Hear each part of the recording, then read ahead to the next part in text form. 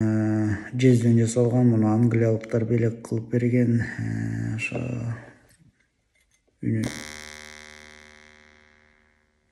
дегенде бул жез оозгонуңуздун канчалык деңгээлде ноталарды көмөкөйдөн чыгарат, ошол мүмкүнчүлүгүн ойноп берейин.